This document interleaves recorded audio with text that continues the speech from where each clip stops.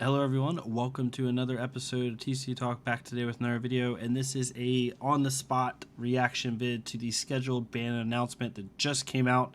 I wasn't planning on doing our video today, but hey, we saw this and I thought, let's put up the video real fast and get our thoughts on it real quick.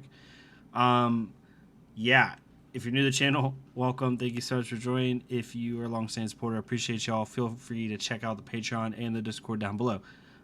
So yeah, the scheduled ban announcement. As you can see, the following hero and signature weapon have attained Living Legend status and are no longer legal for Classic Constructed Tournament play as of Friday, July 7th.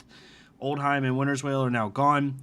I think people forgot about this because of the new set and spoiler cards and preview season. I think people forgot that this week was that week that this happens, including myself, just kind of stuck up on us.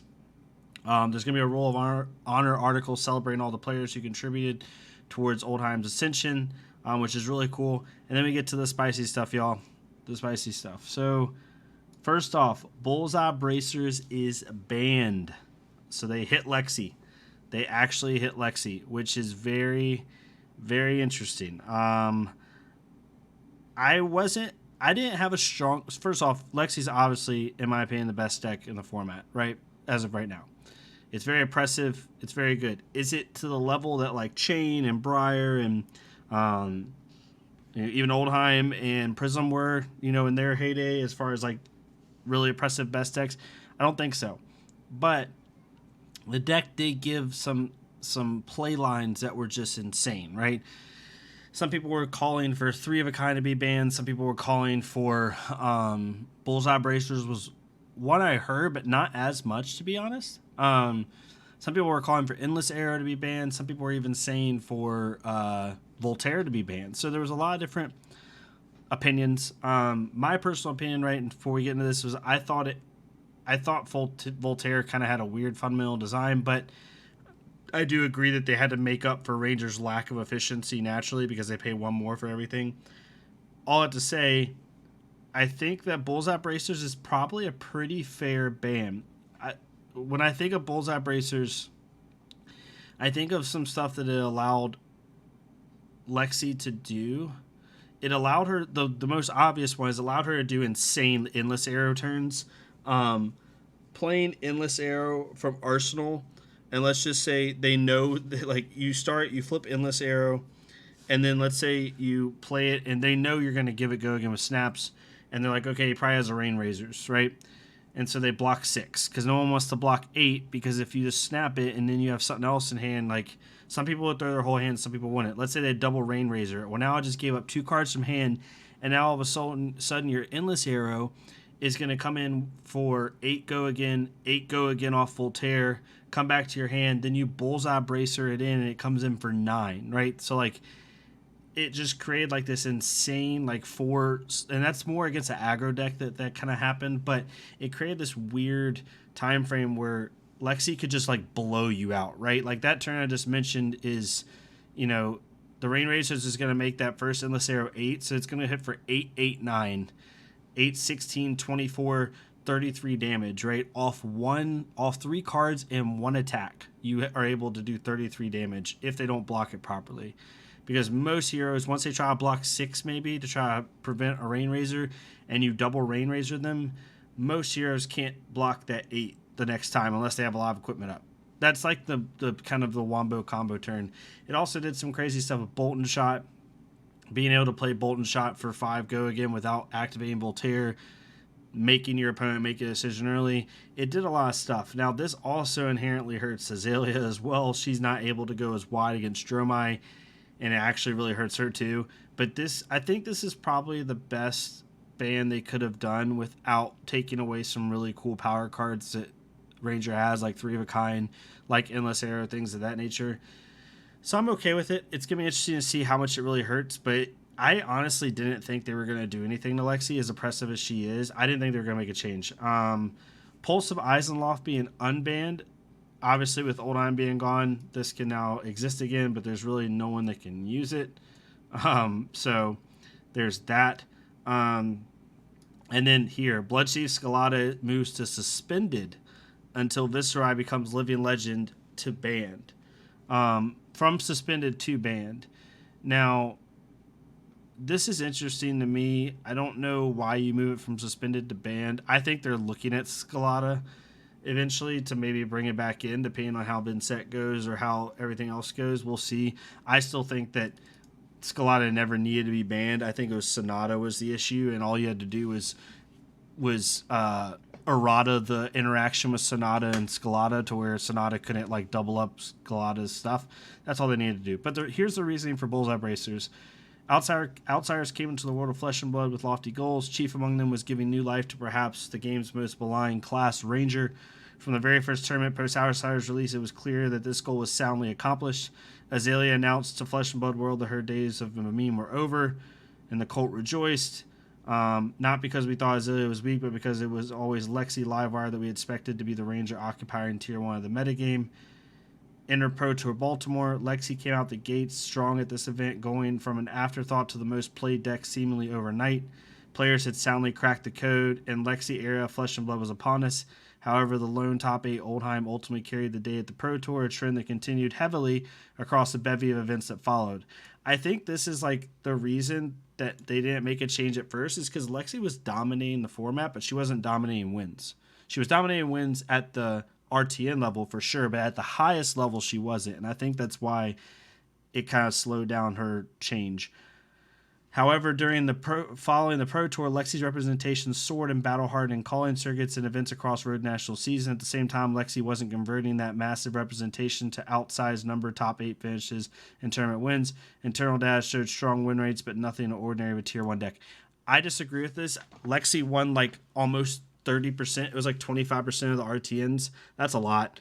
For comparison, Starvo won 35%.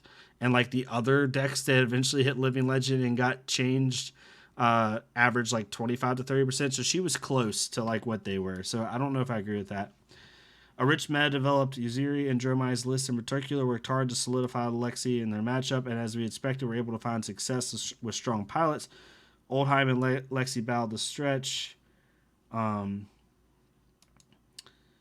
So, given all, and then it says the Ascension is apt to even greater impact to long-term success of Lexi. Oldheim has gate-kept the classic constructed format for a long time.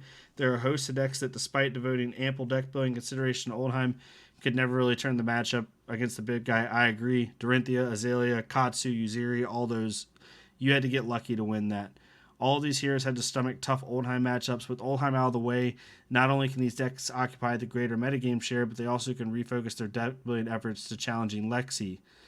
The issue with this is that Lexi also can change her deck a little bit because she doesn't have to worry about Oldheim anymore. So it's really, it helps everyone. It doesn't just help people that aren't Lexi, to be honest. Bullseye Bracers are the most... It says, so given all this, why have we determined that Lexi needs a nerf? Put simply, we feel Lexi's ceiling is too high.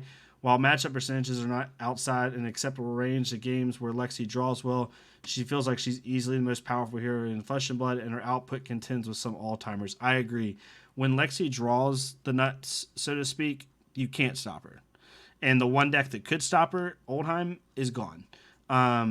It's really hard. Like, if she draws correctly, you just lose because her damage output is higher than any aggro deck in the format, and her blowout turns are better than Briar's Channel Mount heroic turns. Like, that's pretty nuts.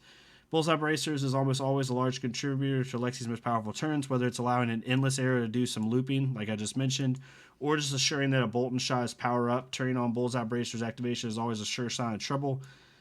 As what we refer to internally as start in play stays in play, Bullseye Bracers gets to have guaranteed impact on every single game Lexi plays, much like when we made the decision to ban Stubby Hammers.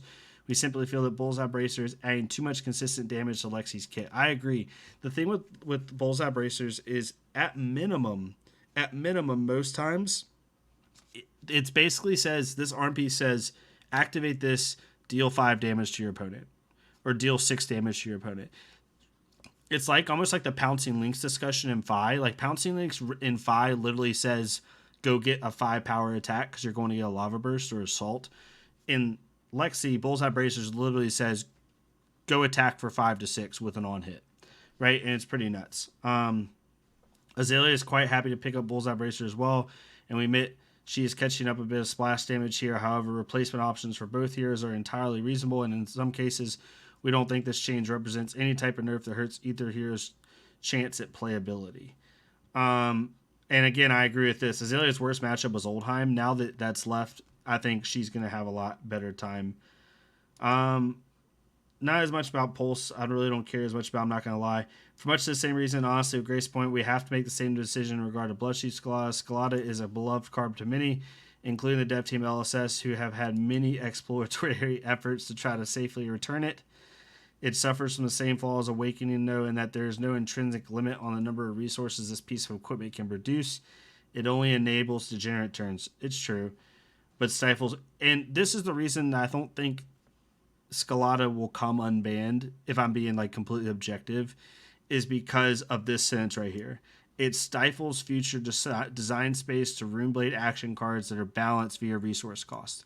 When you make a card, you have to assess two things. You have to assess how good is that card in the current meta, and you have to assess how good is that card, how is this card going to affect design space? Because it may not be an intrinsically crazy powerful card, and there may be ways that you can limit it in that current design space, but how is it going to affect your design space later? And Scalata severely limits design space. Basically, when it comes to rune chant cost reduction stuff, they have to be really careful if Scalata is in play, because it just makes it basically takes whatever card you're making and doubles it. It's for this reason that we don't believe we can safely return Scalata back to the card pool, even once Viscerai ascends the Living Legend, and therefore we're taking the opportunity alongside Awakening to be transparent. Okay, so it's gone, is basically what they're saying. Blitz, no changes. Next scheduled ban announcement is September 19th. So, really interesting. Really crazy. It's definitely going to change a little bit. I don't think it hurts Lexi's spot. I think she's still a top deck. She just doesn't have the I draw well, I win deck cards anymore. And she kind of still does have that with 3 of a kind, but it's not as insane. So, be interesting to change. I don't know how much it'll change it. You know, with Oldheim leaving, these changes, Bullseye Bracers being banned, and new heroes in the fray, I think it's going to be really cool. I do think that Dromai probably gets even better now, because like her Lexi matchup was already a little bit like back and forth, and now Bullseye Bracers hurts the ability for Lexi to effectively clear dragons potentially. So, and it makes the Dromai matchup in Azalea like unbelievably abysmal. So at any rate, let me know what your thoughts are. Love to hear it from y'all. Definitely tell me good, bad, or indifferent if you agree with the changes, don't agree with the changes. What would you have done differently? It'd be really cool to see the community's feedback on this. But yeah, hopefully you'll have a good rest of your 4th of July if you're in the U.S. If not, y'all have a good rest of your day, and I'll see y'all next time on TC Talk. Thank y'all so much.